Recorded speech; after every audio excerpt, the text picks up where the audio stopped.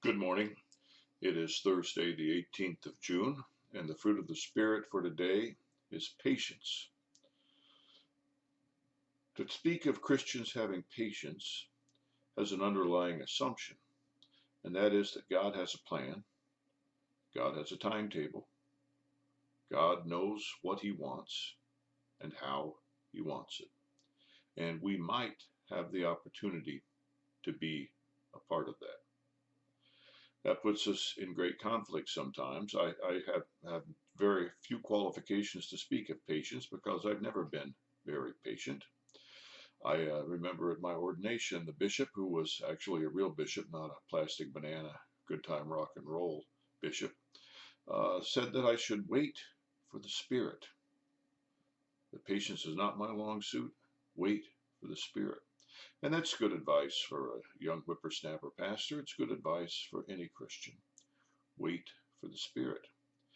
If one assumes that God is in charge, that God's going to bring events and world historical events and your life events into a configuration that is pleasing to Him, then one has the obligation to wait for God. That means, especially in our culture, that little impulse inside of me that says all I ever wanted was more and I'd like it now has to be suppressed. That is the opposite of patience. Patience waits for God. Patience watches to see what God is doing. Patience looks for opportunity to be a part of God's plan rather than holding out to somehow make God a part of my plan. Patience is not easy.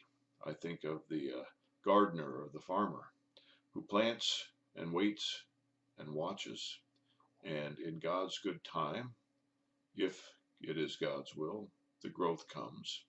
You have the beautiful roses, or you have the nice, tall, standing corn, but you wait for God, and God does not, in the end, disappoint. Have a great Thursday. God bless.